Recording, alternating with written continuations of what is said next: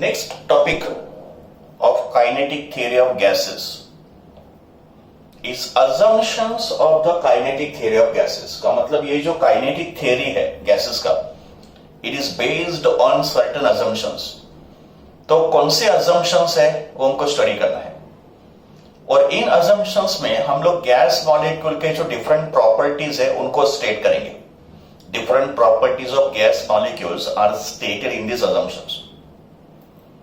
सबसे पहले assumptions को स्टार्ट करने से पहले let us consider one gas enclosed in this container. तो ये एक कंटेनर है और इस कंटेनर के अंदर हमने एक गैस एनक्लोज किया है. मान लो ऑक्सीजन गैस है या हाइड्रोजन है एंड सो ऑन. ठीक है, तो gas is enclose in a container और आप जो ये डॉट देख रहे हो ये उस गैस के मॉलिक्यूल्स है. Assumption number 1. All gases consist of very large number of extremely small particles and these particles are called molecules. So all gases are made up of molecules. So some assumptions are very straightforward. उसमें कुछ explain करने लायक है नहीं. The first assumption says gas molecules or gas consist of large number of extremely small particles and these particles of gas are called molecules. So every gas is made up of molecules. Assumption number 2. The molecules of a gas are spherical in shape, they are rigid and they are perfectly elastic. तो gas molecule का shape spherical होता है and they are rigid. So we can say they are hard sphere. Gas molecules are very hard sphere, and since they are rigid, they have high amount of elasticity. So we say they are perfectly elastic, because we know that elasticity of rigid body is infinite. So this is assumption number 2. Third assumption says all the molecules of the same gas are identical. Identical means they will have same size, same mass, same shape, etc. तो एक gas के जितने भी molecules होंगे they are identical in all respect. They will have same mass, they will have same size, they will have same shape and so on. For example, oxygen gas. So all molecules of oxygen gas are identical. मतलब all oxygen molecules will have same mass, they will have same size. Another example is nitrogen gas. All molecules of nitrogen gas are identical. So all nitrogen gas molecules will have same mass, they will have same size and so on. So all molecules of the same gas are perfectly identical in all respect. Number 4. Number 4 assumption says the actual volume occupied by the molecules are negligible as compared to the total volume of the gas. तो अगर हम लोग container का volume इन एक molecule के volume के साथ compare करेंगे तो gas molecule is a very tiny sphere. तो एक गैस मॉलिक्यूल जो स्पेस ऑक्यूपाई कर रहा है it is very negligible as compare to the total volume occupied by the gas. So we say actual volume of gas molecule is negligible because gas molecules are extremely small in size. And therefore we can say volume of gas is same as volume of the container. Gas का जो volume होता है वो होता है volume of container. तो gas को जिस कंटेनर के अंदर फिल किया है उस कंटेनर का जो वॉल्यूम होगा वही गैस का वॉल्यूम हो जाएगा. And we know that gas occupies all the space that is given to them. तो गैस सब स्पेस को ऑक्यूपाई कर लेता है तो वॉल्यूम ऑफ गैस क्या होगा same as volume of the container. Assumption number 5. Assumption number 5 says gas molecules do not attract or repel each other. That means intermolecular forces of attraction or repulsion. Intermolecular forces of attraction or repulsion is negligible, it is almost zero. And gas molecules क्यों attract और repel नहीं करते? Because of large intermolecular distance. तो gas molecules are widely separated, उनके बीच में distance large होता है, so they can not attract और repel each other.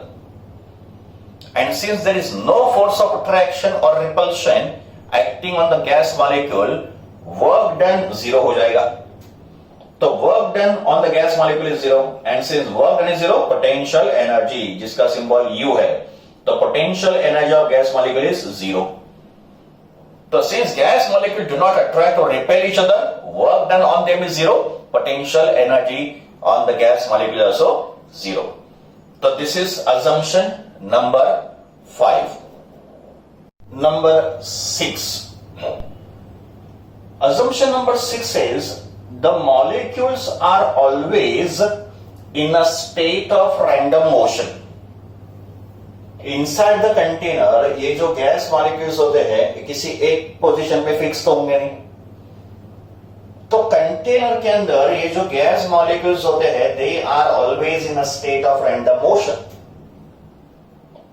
Random motion का मतलब they travel in all directions with all possible velocities. तो different gas molecule possess different velocity. सब गैस मॉलिक्यूल का मास सेम होगा, उनका साइज सेम होगा, but molecules का वेलोसिटी डिफरेंट होता है. And these gas molecule move randomly. They will travel in all directions with all possible velocities, and that is called state of random motion. Assumption number 7. Due to their random motion, molecules collide with each other and with the walls of the container. Gas molecules constantly एक दूसरे के साथ collide करते हैं. At the same time, gas molecules also collide with the walls of the container. So molecules collide with each other and they also collide with the walls of the container. Next.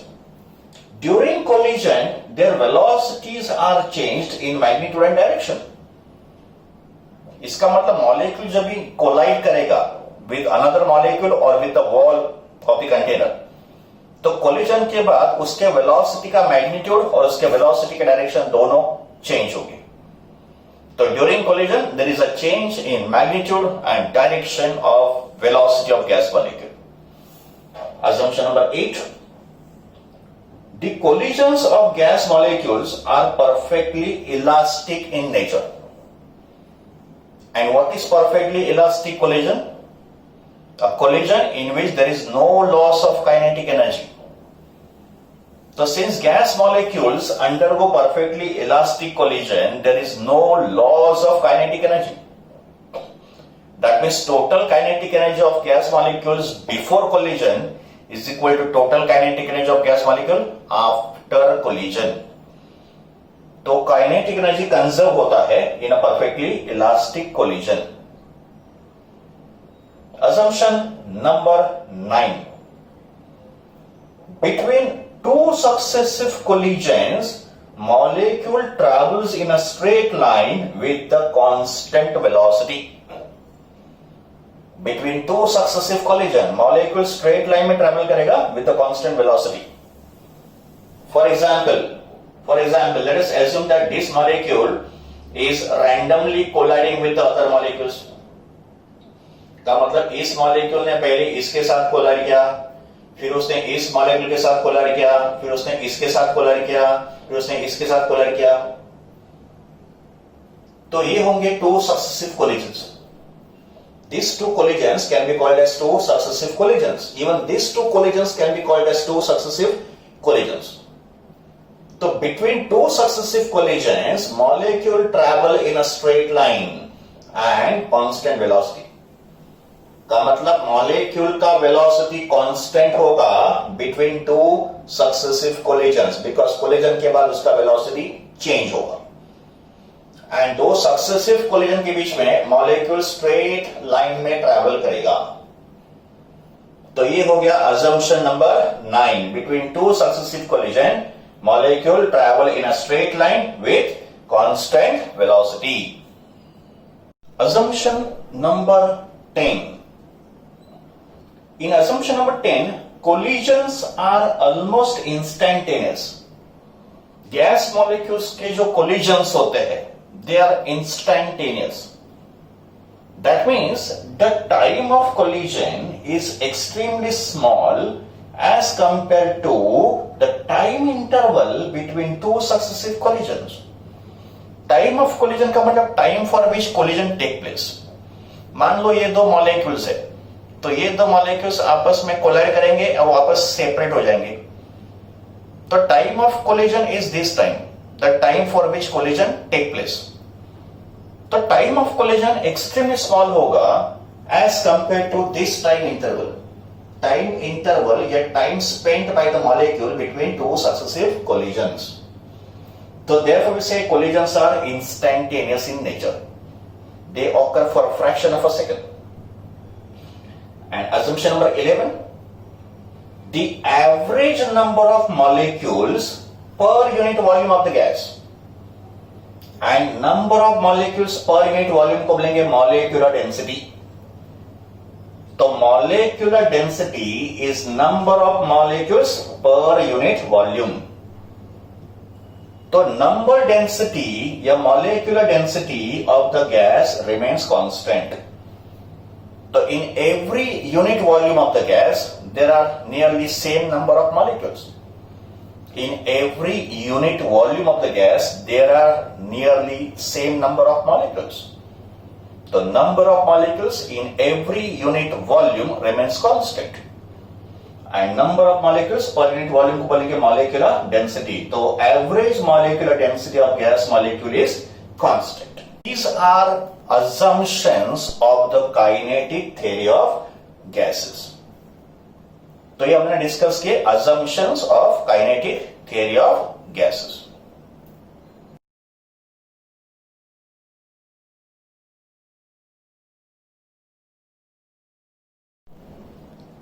Let us understand two important terms regarding molecular collision. First term है free path of a gas molecule, और free path of a gas molecule को हम लोग denote करेंगे by symbol lambda. And the second term is mean free path. Mean का मतलब average.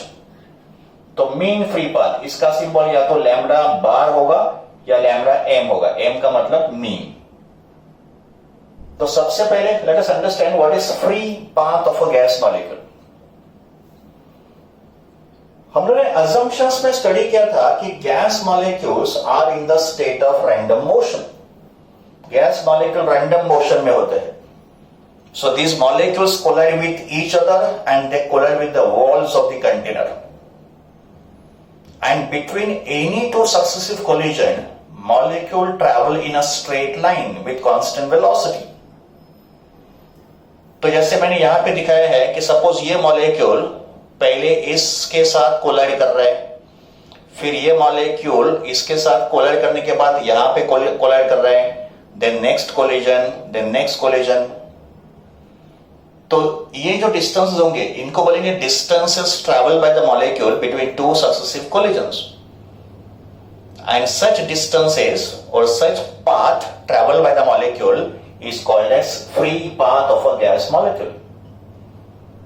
तो what is free path of a gas molecule? It is a distance travelled by the molecules between two successive collisions.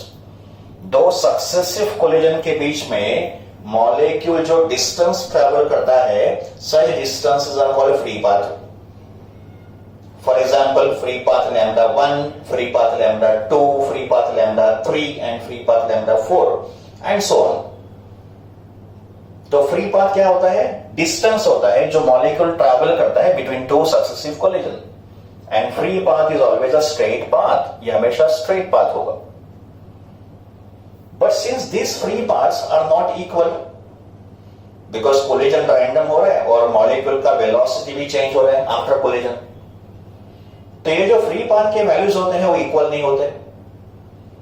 So we find average of all the free path, and when we find average of all the free path we get mean free path. So what is mean free path? It is an average of all the free paths of a gas molecule. So the average distance traveled by the gas molecule between two successive collision. ये एक average distance होगा. ये average होगा all free path of a gas molecule का. और इसको denote करेंगे by symbol lambda बार और by lambda n. So if lambda 1, lambda 2, lambda 3, lambda 4, lambda 5, etc. are the free path of a gas molecule, तो in free path को आप add कर लो और उसको डिवाइड करो टोटल नंबर ऑफ कोलिजन से. तो total free path upon total number of collision will give you mean free path. तो यहां पे लैम्डा बार क्या डिनोट कर रहा है? Mean free path. Mean free path calculate करने की एक और फॉर्मूला भी है, ये हम लोग बाद में डिराइव भी करेंगे. This formula will be derive later on. तो mean free path lambda bar का formula 1 upon root 2 pi d square into n. Mean free path lambda bar का formula 1 upon root 2 pi d square into n. यहां पे d stands for molecular diameter. इसमें जो d है वो है molecular diameter. It is diameter of molecule. And small n को बोलेंगे molecular density. What is small n? It is molecular density. And molecular density is capital N upon V. Capital N होगा number of molecules और V होगा volume. तो small n होगा N upon V. That is number of molecules per unit volume. Also called molecular density. तो ये हो गया formula for mean free path. Lambda bar equals to 1 upon root 2 pi d square into n. तो यहां हमने दो terms को study किया, free path of a gas molecule and mean free path of a gas molecule. Number of moles of a gas, इसके हम लोग फॉर्मूले स्टडी करते हैं. Number of moles of a gas. Number of moles को denote करते हैं symbol small n से. In some books number of mole का सिंबल म्यू भी यूज किया है. स्पेशली एनसीईआरटी में नंबर ऑफ मोल्स का सिंबल लेटर म्यू से डिनोट किया है. बट हम लोग नंबर ऑफ मोल्स को डिनोट करेंगे बाय सिंबल स्मॉल एन. तो let small n be the number of moles. तो ये नंबर ऑफ मोल्स के फॉर्मूले क्या होते हैं? तो नंबर ऑफ मोल्स के देखो दो फॉर्मूले होंगे. पहला फॉर्मूला है number of moles n is equal to mass of a gas divided by molecular weight या मॉलिक्यूलर मास या मोलर मास. मॉलिक्यूलर वेट को ही मोलर मास बोलते हैं. तो number of moles is mass of a gas divided by molecular weight of a gas या molar mass of a gas. And दूसरा formula है number of molecules upon Avogadro's number. The number of moles is number of molecules upon Avogadro's number, or it is mass of a gas upon molecular weight या molar mass. अगर symbol के form में express करना होगा तो मास of a gas का symbol capital M, molecular weight या molar मास का सिंबल MO. तो ये MO क्या है? मोलर मास या मॉलिक्यूलर वेट का सिंबल. कैपिटल N होगा नंबर ऑफ मॉलिक्यूल्स का सिंबल और Na होगा सिंबल ऑफ एवोगैड्रोस नंबर. तो number of mole small n is equal to m upon m0 या n upon Na. Mass upon molar mass, number of molecules upon Avogadro's number. इस formula को याद रखो बच्चों, ये हमको आगे न्यूमेरिकल में और एमसीक्यूज में यूज करना है. नंबर ऑफ मोल्स का फॉर्मूला. और नंबर ऑफ मोल का सिंबल स्मॉल n भी होता है या समटाइम्स इसका सिंबल म्यू भी होता है.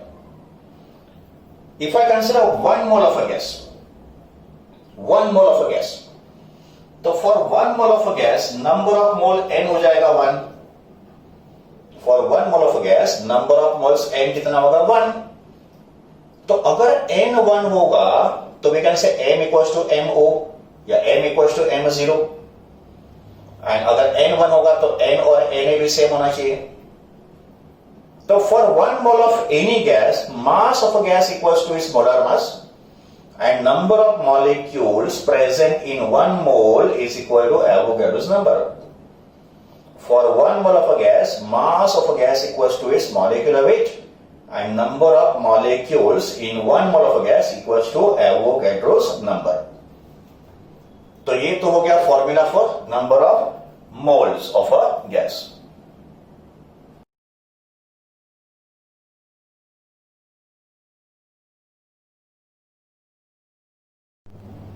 Ideal gas equation. Let us now understand ideal gas equation. According to ideal gas equation, PV is equal to RT. पर ये जो इक्वेशन है आइडियल गैस इक्वेशन, ये किसके लिए है? 1 मोल ऑफ अ गैस के लिए. तो for 1 mole of a gas ideal gas equation is PV equals to RT. What is P? Pressure exerted by the gas. What is V? Volume occupied by the gas. R क्या होता है? Universal gas constant. And what is T? Absolute temperature. T होगा absolute temperature in kelvin unit. तो जो capital T है ये absolute temperature को denote कर रहा है, उसका यूनिट केल्विन में होगा. But for n moles of a gas ideal gas equation is PV equals to nRT. यहां पे n क्या है? Number of moles. तो for n moles of a gas, ideal gas equation is PV is equal to nRT, where P is pressure, V is volume, n is number of mole, R is universal gas constant और T होगा absolute temperature. So this is called ideal gas equation. We now express ideal gas equation in different forms. अभी हम लोग ideal gas equation को different form में express करेंगे. तो सबसे पहले PV इक्वल्स टू nRT होता है according to ideal gas equation. Number of moles के हमारे पास दो फॉर्मूले हैं. देयर आर टू फॉर्मूले ऑफ नंबर ऑफ मोल्स. उनमें से पहला फॉर्मूला सब्स्टिट्यूट करो तो नंबर ऑफ मोल्स होता है m/m0. इसमें m क्या है? मास ऑफ अ गैस. m0 क्या है? Molecular wait, also called molar mass. तो सबसे पहले मैंने m को लिखा m/m0, मास अपॉन मोलर मास या मास अपॉन मॉलिक्यूलर वेट. तो PV equals to m/m0 into RT. फिर ये जो वॉल्यूम है इस वॉल्यूम को यहां पे डिवाइड कर दो तो P इक्वल्स टू m/v. ये v यहां पे आ गया और ये m0 मैंने बाहर दिया तो this is RT upon m0 या RT अपॉन m0. अभी ये तो हो गया मास upon volume. This is mass upon volume and mass upon volume क्या होता है? डेंसिटी ऑफ द गैस, जिसका सिंबल रो होता है. तो ये रो क्या है? Density of the gas. और डेंसिटी क्या होता है? Mass upon volume. तो मास अपॉन वॉल्यूम को लिखो रो, डेंसिटी रो. तो P equals to rho RT upon m0. P equals to rho RT upon m0. तो ये भी एक इंपॉर्टेंट इक्वेशन होगा. Pressure P equals to rho RT upon m0. और we can say P upon rho equals to RT by m0. P upon rho का मतलब रो को यहां पे डिवाइड कर दो तो P अपॉन रो कितना होगा? RT बाय m0 होगा. What is m0? Molar mass या मॉलिक्यूलर वेट. तो this is another form of ideal gas equation. तो हम लोग आइडियल गैस इक्वेशन को इस फॉर्म में भी रिड्यूस कर सकते हैं. Second form PV equals to nRT, यहां से ही शुरू करेंगे. बट इस बार हम लोग नंबर ऑफ मोल्स को लिखेंगे n अपॉन na. ये भी तो नंबर ऑफ मोल्स का फॉर्मूला है, n अपॉन na. इसमें कैपिटल N क्या है? Number of molecules. Na क्या है? Avogadro's number.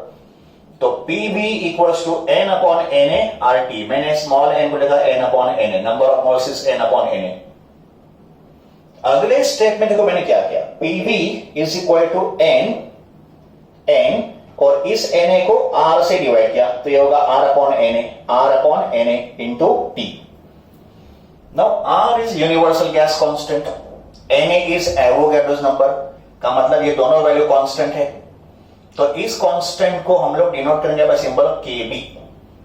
तो यहां पे R upon Na is another constant Kb. तो फिर इक्वेशन क्या हो गया? PV is equal to n kBT.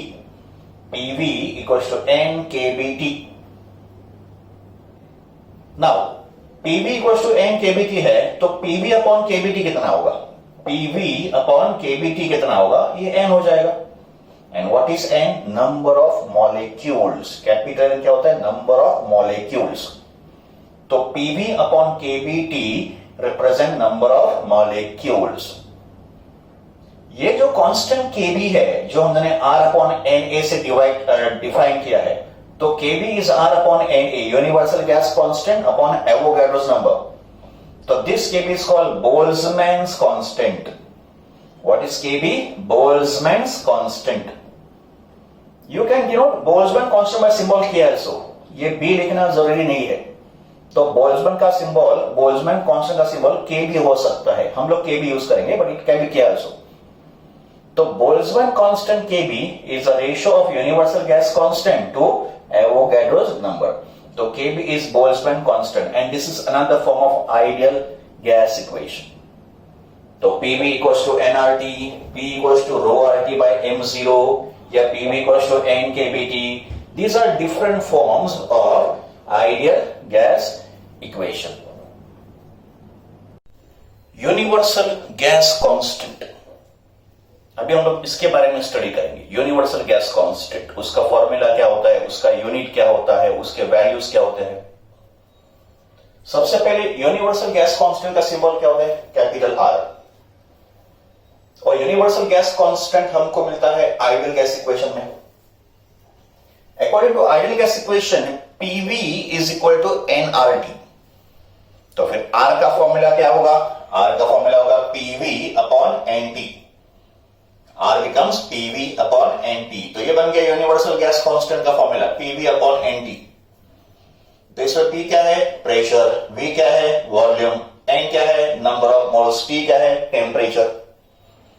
तो universal gas constant R is pressure into volume divided by number of moles into temperature. Product of pressure and volume is work done. Pressure into volume is equal to work done. तो इसको मैंने लिखा work done divided by number of moles multiplied by temperature. तो universal gas constant R represents work done by the gas और on the gas। या तो work done by the gas होगा या work done on the gas होगा। तो universal gas constant represent work done by the gas per mole per Kelvin। Work done by the gas per mole per Kelvin। Universal gas constant का unit क्या होगा? तो SI unit of universal gas constant. Work done का unit joule होता है। SI unit of work done is joule. फिर number of moles के लिए यूनिट होगा मोल और एब्सोल्यूट टेम्परेचर का यूनिट केल्विन। तो इज जूल पर मोल केल्विन। इसको ऐसे लिखेंगे जूल पर मोल केल्विन। नेगेटिव पावर का मतलब these two terms are in the denominator. CGS unit of universal gas constant. तो CGS यूनिट में हम लोग जूल की जगह में लिखेंगे calories, mole will remain the same and kelvin का हो जाएगा डिग्री सेल्सियस। तो it is calorie per mole degree Celsius. Calorie per mole degree Celsius, ये होगा CGS unit of R। Dimensions क्या होंगे? R के डायमेंशंस क्या होंगे? तो R का फॉर्मूला से डायमेंशन डिराइव करते हैं। देखो R equals to work done upon number of mole into temperature. तो R is W upon N into T. W is work done, N is number of mole, T is temperature. Work done का dimension होता है M1 L2 T minus 2. Number of mole का dimension होता है MOL. This is how we write dimension of number of mole MOL. Temperature के लिए symbol K भी चलेगा या थीटा भी चलेगा। Dimension of temperature either K और थीटा, दोनों में से कोई एक चलेगा। तो फिर डायमेंशन ऑफ R क्या होंगे? M1 L2 T minus 2 मोल minus 1 K minus 1। ये होंगे dimension of universal gas constant. Value of R, universal gas constant का वैल्यू क्या होगा? तो यूनिवर्सल गैस कांस्टेंट का वैल्यू होता है 8.314 जूल पर मोल केल्विन। और वही वैल्यू अगर किलोमोल में लिखना है तो 8314 जूल पर किलोमोल केल्विन। तो ये वैल्यू मोल में है और ये वैल्यू किलोमोल में है। कैलोरीज में अगर ये वैल्यू एक्सप्रेस करना है, if you want to express this value in calorie, तो 1 calorie is 4.18 joule. 1 calorie is equal to 4.18 joule. तो इस वैल्यू को 4.18 से डिवाइड कर दो, तो 8.314 डिवाइडेड बाय 4.18 विल बी 1.98। तो ये होगा R का value 1.98 calorie per mole kelvin, and 1.98 is approximately equal to 2। तो समटाइम्स वी टेक R का value as 2 calorie per mole kelvin. तो ये होंगे values of R, and this is concept of universal gas constant. Next term है Boltzmann's constant, और Boltzmann constant का symbol होता है KB। यहां पे symbol B stands for Boltzmann. Sometimes Boltzmann constant को K से भी डिनोट करते हैं, यह B लिखना जरूरी नहीं होगा। तो बोल्ट्जमैन कांस्टेंट का सिंबल KB और सिंपली K। इसका फॉर्मूला क्या होता है? तो Boltzmann constant KB is R upon Na का मतलब Boltzmann constant is a ratio of universal gas constant to the Avogadro's number. Na क्या है? Avogadro's number. तो KB is R upon Na, universal gas constant divided by Avogadro's number. फिर Boltzmann constant का unit क्या होगा? Universal gas constant R का unit joule पर mole kelvin, और एवोगैड्रोस नंबर का यूनिट होगा पर मोल। तो ये मोल और मोल कैंसिल हो गया, तो जूल पर केल्विन। तो बोल्ट्जमैन कांस्टेंट का यूनिट जूल पर केल्विन। फिर इसका वैल्यू क्या होगा? Boltzmann constant has a fixed value, इसका वैल्यू कांस्टेंट है, सब गैसेस के लिए वो सेम होगा। तो value of Boltzmann constant is same for all the gases. R upon Na, universal gas constant R is 8.314, और एवोगैड्रोस नंबर Na होगा 6.023 इंटू 10⁻23। ये हो गया एवोगैड्रोस नंबर का वैल्यू। तो ये अगर आप डिवाइड करोगे तो आंसर आएगा 1.38 इंटू 10⁻23। ये ऊपर जाएगा 10⁻23, और इसका यूनिट क्या है? जूल पर kelvin. Dimensions of Boltzmann constant will be R upon Na है ना, का मतलब जूल पर केल्विन है। तो जूल का डायमेंशन होगा M1 L2 T-2। जूल का dimension, joule is work done, तो dimension of joule is M1 L2 T-2, और ये होगा K-1 टेम्परेचर के लिए। टेम्परेचर का डायमेंशन थीटा से भी डिनोट कर सकते हैं, तो M1 L2 T-2 थीटा-1। तो ये तो हो गया concept of Boltzmann constant. Then we understand the concept of specific gas constant, small r। इसका सिंबल क्या है? Small r। तो स्पेसिफिक गैस कांस्टेंट का symbol small r। And what is specific gas constant? It is a ratio of universal gas constant per unit molecular weight. M0 क्या है? Molecular weight, also called molar mass। तो ratio of universal gas constant to the molar mass या molecular weight is called specific gas constant small r। तो Boltzmann constant is R upon Na, specific gas constant is R upon MO। MO क्या है? Molar mass या molecular wait. इसका unit हम लोग use करेंगे joule पर ग्राम केल्विन। जूल पर ग्राम केल्विन, उसको लिखेंगे ऐसे, जूल पर ग्राम पर केल्विन। फिर इसके डायमेंशंस क्या होंगे? तो डायमेंशन होंगे, जूल पर ग्राम है ना, तो ये हो जाएगा M0 है ना, बिकॉज ये मास चला जाएगा। तो L2 T-2 K-1, ये उसके डायमेंशन होंगे, L2 T-2 K-1। देखो इसका वैल्यू क्या है, इसका फॉर्मूला क्या है? R upon MO, where R is universal gas constant और MO क्या है? Molar mass. Universal gas constant सब गैसेस के लिए सेम होता है, तो value of R is same for all the gases, but value of molar mass या value of molecular weight is different for different gases. तो डिफरेंट गैसेस का molar mass या मॉलिक्यूलर वेट डिफरेंट होता है। इसके लिए the value of specific gas constant is also different for different gases.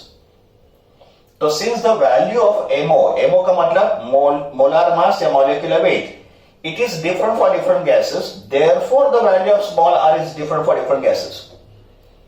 And specific gas constant is highest, it is maximum for hydrogen gas. Reason, molecular weight of hydrogen gas is minimum या lowest. तो सब gases में molecular weight hydrogen gas का सबसे lowest होता है and molecular weight of hydrogen is 2।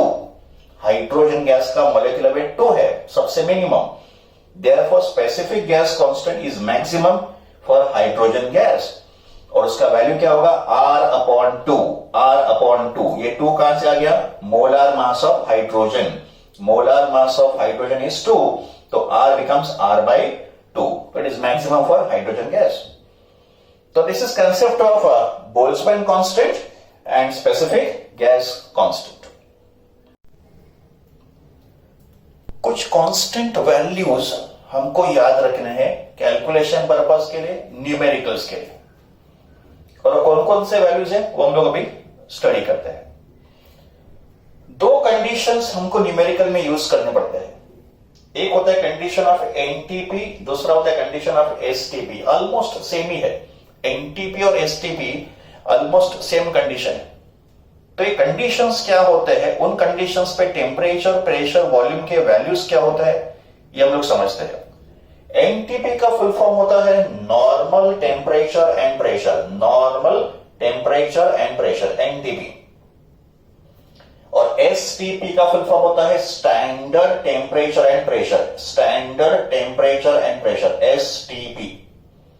तो NTP normal temperature and pressure, STP standard temperature and pressure. इन कंडीशंस पे टेम्परेचर का वैल्यू होता है 0 डिग्री सेल्सियस। का मतलब एनटीपी पे टेम्परेचर ऑफ गैस कितना होगा? 0 degree Celsius and that corresponds to 273.15 kelvin. 0 degree Celsius kelvin में कितना होगा? 273.15 केल्विन। और एसटीपी कंडीशन पे टेम्परेचर का वैल्यू होता है 0.01 degree Celsius which is equal to 273.16 kelvin. इसका मतलब टेम्परेचर का ज्यादा डिफरेंस नहीं है, we can say it is almost same.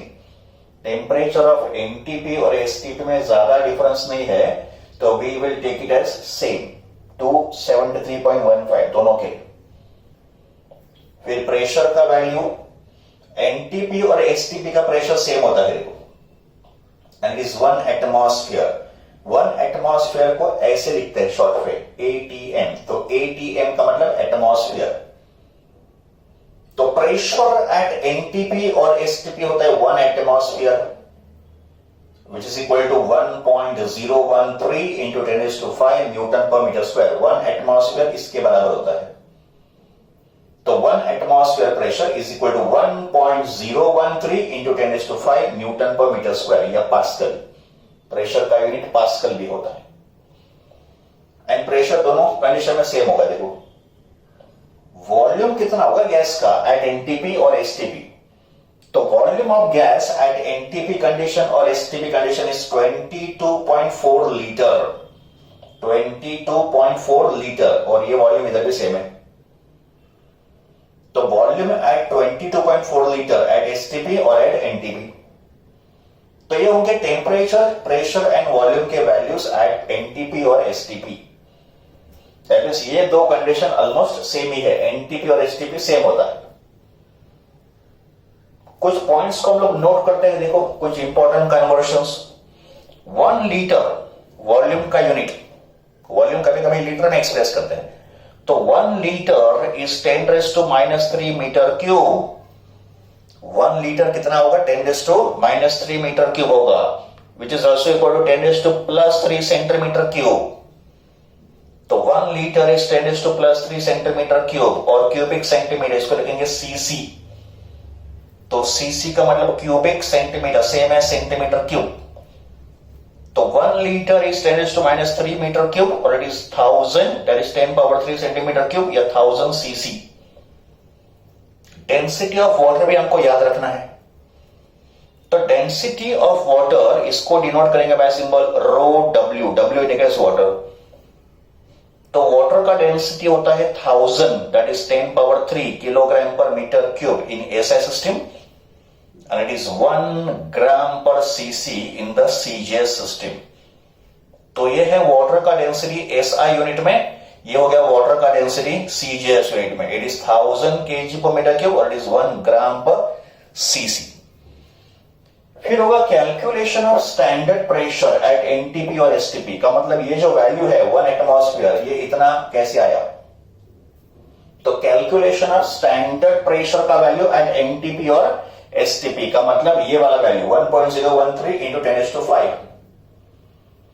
तो स्टैंडर्ड प्रेशर पे height of mercury column in a barometer, because atmospheric pressure is measured by the device barometer, और barometer में प्रेशर का मेजरमेंट मर्क्यूरी कॉलम के height से major होता है। तो स्टैंडर्ड प्रेशर पे या एनटीपी या एसटीपी कंडीशन पे मर्क्यूरी कॉलम का जो हाइट होगा इन द बैरोमीटर वो होता है 0.76 मीटर। तो this is barometric height, this is height of mercury column in barometer at STP और एनटीपी। H, हाइट का सिंबल H, तो H होगा 0.76 मीटर या 76 सेंटीमीटर।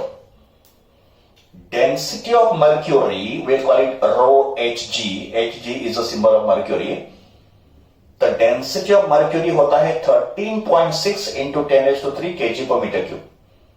ये mercury का डेंसिटी है, ये बैरोमेट्रिक हाइट है।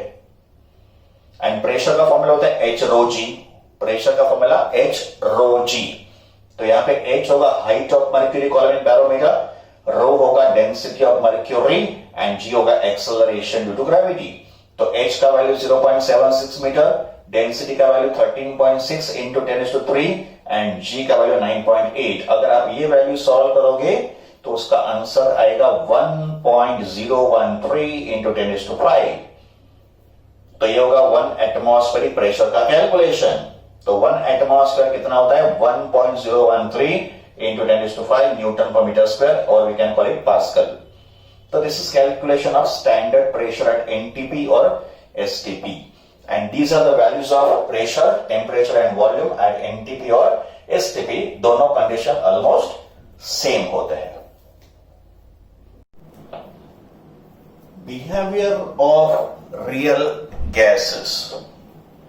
Real gases का behavior हमको स्टडी करना है, और रियल गैस आइडियल गैस की तरह बिहेव कर सकते हैं कि नहीं कर सकते, ये भी हमको स्टडी करना है। सबसे पहले आइडियल गैस किसको बोलेंगे? What is an ideal gas?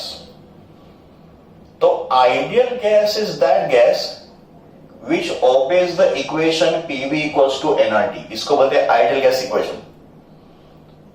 तो gas which obeys the equation PV equals to nRT at all values of temperature and pressure, का मतलब low temperature, low pressure as well as high temperature and high pressure.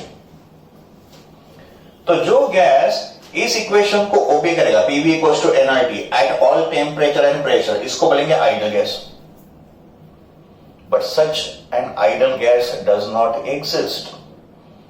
Nature में ideal gas तो होता है, तो ideal gas is imaginary. Ideal gas जो है ना वो रियल में होता ही नहीं।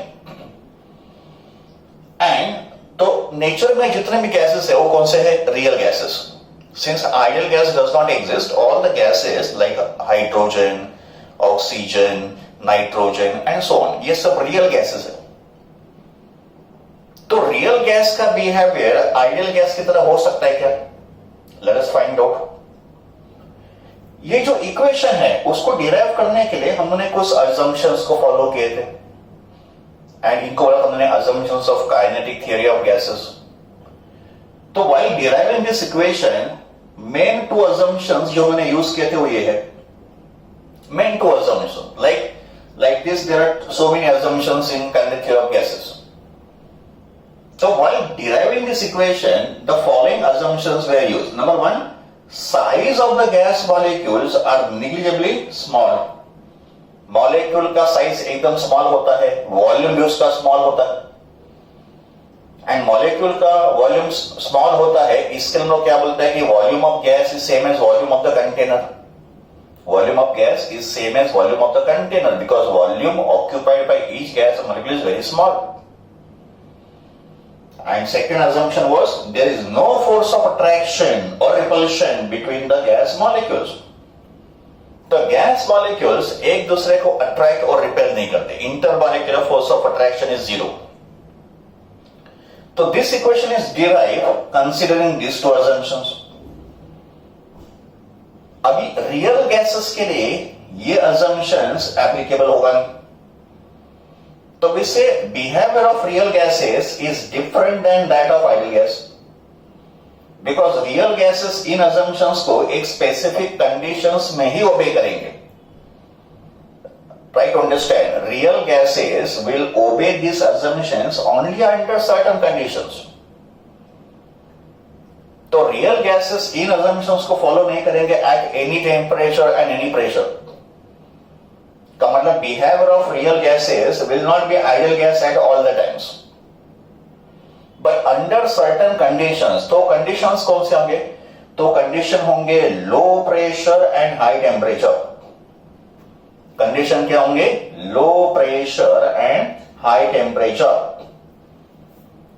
तो real gases will obey this assumptions only under low pressure and high temperature.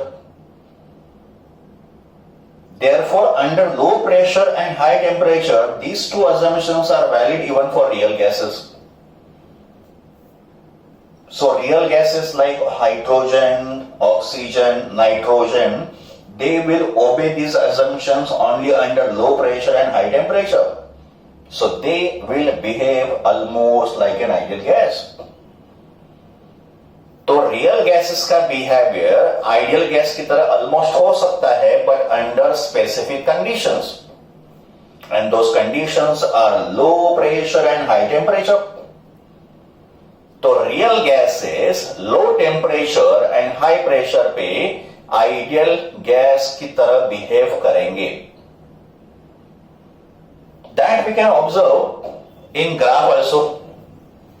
तो देखो रियल गैस का बिहेवियर वर्सेस आइडियल गैस का बिहेवियर इन ग्राफ. अभी ये जो उन्होंने ग्राफ ड्रॉ किया है उसमें प्रेशर का वैल्यू एक्स एक्सिस पे लिया है. तो प्रेशर इन एटमॉस्फेयर यूनिट, ये प्रेशर का यूनिट है एटमॉस्फेयर. तो pressure in the unit of atmosphere is on the X axis, and Y axis पे दिया है हमने PV upon NT. PV upon NT. And what is PV upon NT? It is R, universal gas constant, है ना. PV upon NT क्या होगा? PV upon NT will be R, universal gas constant. तो PV upon n t जिसका unit होगा joule पर mole kelvin, ये Y axis पे, और एक्स एक्सिस पे लिया है प्रेशर. आइडियल गैस के लिए पीवी अपॉन एनटी जो आर होता है उसका वैल्यू होगा 8.314, और ये एक कांस्टेंट वैल्यू होगा आइडियल गैस के लिए. इसका मतलब PV upon NT versus pressure graph जो होगा वो आइडियल गैस के लिए स्ट्रेट लाइन होगा. तो ये जो स्ट्रेट लाइन ग्राफ है ये किसके लिए है? आइडियल गैस के लिए है, बिकॉज आइडियल गैस के लिए पीवी अपॉन एनटी कांस्टेंट होता है, ये प्रेशर के साथ चेंज नहीं करेगा. तो as pressure increases PV upon NT will not change. हमारा ग्राफ होगा straight line parallel to X axis, और रियल गैस का ग्राफ ये होगा. तो ये जो मैंने 3 ग्राफ ड्रॉ किए हैं, ये 3 ग्राफ रियल गैसेस के लिए है, और ये जो स्ट्रेट लाइन ग्राफ है ये किसके लिए? आइडियल गैस के लिए. और ये जो फर्स्ट कर्व है it is a temperature T1, second curve is a temperature T2, and third curve is a temperature T3. और यहां पे T1 जो है वो हाई टेम्परेचर होगा और T3 होगा लो टेम्परेचर. तो रिलेशन होगा T1 greater than T2 greater than T3. तो इस ग्राफ में हम लोग क्या ऑब्जर्व कर रहे हैं कि अगर प्रेशर लो होगा, अगर प्रेशर एकदम लो होगा, तो एट लो प्रेशर ये जो 3 ग्राफ है ये ऑलमोस्ट आइडियल गैस के क्लोज बाय होंगे. लो प्रेशर पे ये जो 3 ग्राफ है, दिस 3 ग्राफ्स, इनको देखो लो प्रेशर पे, so they are very close to ideal gas, because ideal gas is straight line. इसका मतलब लो प्रेशर पे रियल गैस का जो बिहेवियर है it is close to ideal gas. But जैसे प्रेशर का value increases, behaviour of real gases is very different than the ideal gas. तो low pressure पे ये जो ग्राफ है ये आइडियल गैस के ग्राफ के एकदम क्लोज बाय है, का मतलब रियल गैसेस आइडियल गैस की तरह बिहेव करेंगे। पर जैसे प्रेशर का वैल्यू इंक्रीज होगा, ये जो ग्राफ है it starts moving away from the ideal gas, का मतलब real gases behave differently than the ideal gas. Similarly अगर हम लोग ऑब्जर्व करेंगे टेम्परेचर, तो यहां पे T1 सबसे हाईएस्ट टेम्परेचर है, उसके बाद T2 है, उसके बाद T3 है। इसका मतलब लो टेम्परेचर पे रियल गैस का जो बिहेवियर है it is very different than the ideal gas, because graph देखो अलग ही है। बट जैसे टेम्परेचर इंक्रीज हो रहा है, बिकॉज T1 जो सबसे हाईएस्ट है, तो जैसे टेम्परेचर इंक्रीज होगा रियल गैस का जो बिहेवियर है ये आइडियल गैस की तरफ हो जाएगा। तो at low pressure and at high temperature real gas का behaviour is close to ideal gas, that we can see in the graph. तो real gases behave like an ideal gas only under low pressure and high temperature. तो real gases के लिए PV equals to nRT applicable होगा। Real gases will obey this equation but only under certain condition. वो condition क्या होगा? Low pressure and high temperature. तो ये हो गया behaviour of real gases. Now let us discuss NCERT solved example number 13.4। NCERT solve example number 13.4। पहले हम लोग क्वेश्चन को रीड करते हैं और फिर उसको सॉल्व करते हैं। Question says a vessel contains two non reactive gases. एक वेसल के अंदर there are two non reactive gases, neon which is monoatomic and oxygen which is diatomic. तो एक गैस नियॉन है जो मोनोएटमिक नेचर का है, दूसरा गैस ऑक्सीजन है जो डायएटॉमिक नेचर का है। The ratio of their partial pressures is 3:2। Estimate the ratio of number 1 number of molecules and number 2 mass density of neon and oxygen in the vessel.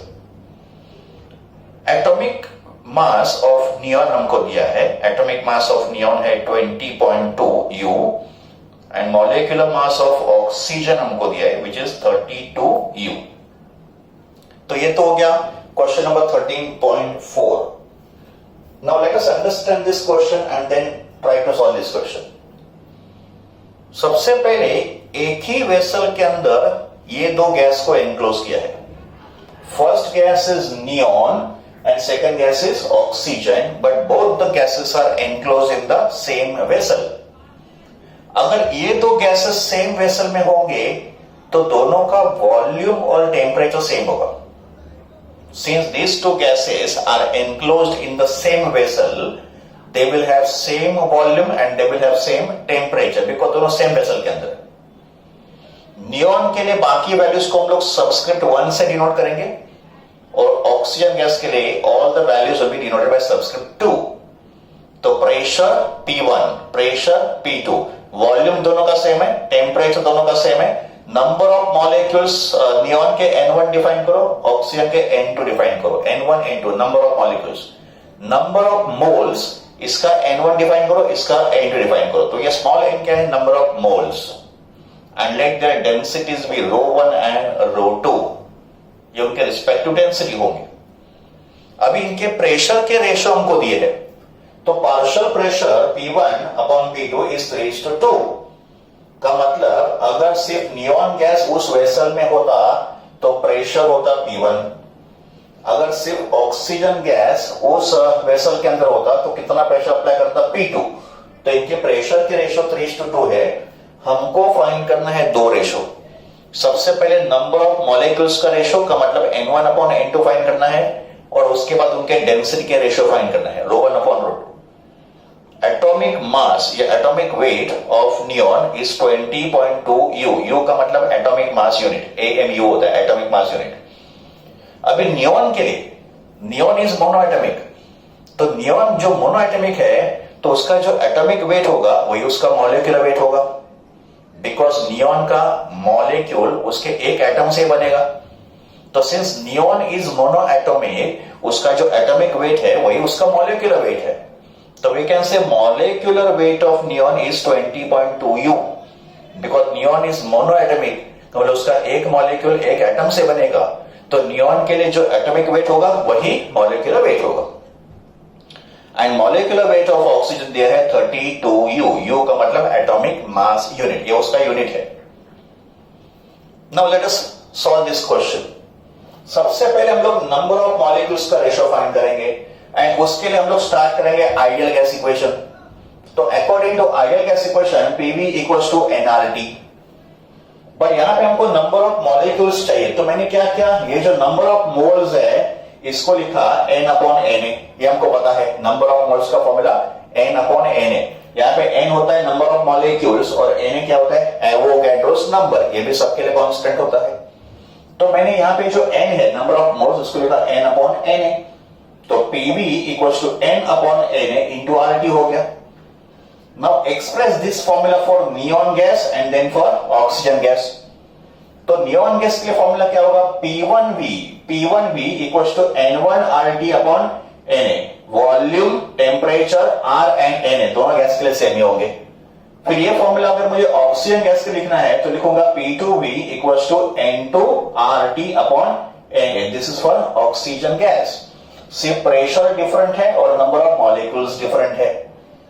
अभी इन दो formula को डिवाइड कर लो, divide this two formulae. तो if I divide this two formulae I will get P1 upon P2, I will get P1 upon P2, ये cancel होगा, B cancel होगा, RT cancel होगा, Na भी कैंसिल होगा, N1 upon N2 बचेगा। तो number of molecules का ratio is same as pressure का रेशियो, और प्रेशर का रेशियो हमको दिया है P1 अपॉन P2 कितना दिया है, 3/2, तो N1 upon N2 should be equal to 3/2 because P1 upon P2 is 3/2 और 3/2 is same as 1.5:1। तो ये तो हो गया इस क्वेश्चन का first part, number of molecules का रेशियो।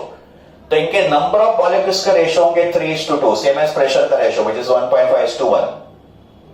अभी सेकंड पार्ट में हमको डेंसिटी का रेशियो फाइंड करना है, तो हम लोग क्या करेंगे, वापस आइडियल गैस इक्वेशन से ही शुरू करेंगे, PV equals to nRT। Let us start with the same ideal gas equation, but this time you will write number of moles as mass upon molar mass, because ये भी एक number of moles का formula है, mass upon molar मास। तो यहाँ पे capital M क्या है, मास ऑफ अ गैस, MO क्या है, मोलर मास, आल्सो कॉल्ड मॉलिक्यूलर वेट। तो इस बार मैंने M को लिखा मास upon molar mass, M upon M not. फिर मैंने वॉल्यूम को यहाँ पे ट्रांसफर कर दिया, तो P will be equal to mass upon volume, और ये m नॉट बाहर आ गया तो RT by m नॉट। सिर्फ वॉल्यूम को मैंने यहां पे डिवाइड किया। And what is mass upon volume, mass upon volume होगा डेंसिटी, जिसका सिंबल रो है। तो कैसे P equals to rho RT upon m nought, because mass upon volume is density rho. तो ये हो गया प्रेशर का formula in terms of density. अभी ये दोनों गैसेस के लिए टेम्परेचर सेम है और R भी सेम होगा, है ना, तो फिर रो का फॉर्मूला क्या बन जाएगा, P m नॉट, है ना, m नॉट यहां पे मल्टीप्लाई हो जाएगा, तो rho will be equal to P into m0 upon RT। But इन दो गैसेस के लिए R सेम होगा और क्या सेम होगा, टेम्परेचर भी सेम होगा, because they are in the same vessel. तो RT दोनों का सेम है। Now take the ratio on both the side, तो rho one upon rho two, I am taking ratio on both the sides, तो rho one upon rho two will be equal to P1 upon P2 into MO1 upon MO2, molecular weight of first gas upon molecular weight of second gas। तो ये हो गया उनके density का ratio. And then put the values, P1 upon P2 कितना दिया है, P1 upon P2 is 3:2, तो इसको मैंने लिखा 3:2, ठीक है। MO1 कितना है 20.2, MO2 कितना है 32, यूनिट तो वैसे भी कैंसिल होगा, तो 20.2 डिवाइड बाय 32। अगर आप इस वैल्यू को सॉल्व करोगे तो इसका आंसर आएगा 0.947। तो ratio of the density rho one upon rho two कितना आ गया, 0.947। तो ये हो गया इस क्वेश्चन का सेकंड पार्ट। तो this is ratio of their number of molecules 3:2 and this is ratio of their density, it is 0.947:1। तो ये हो गया solution of NCERT solve example number 13.4।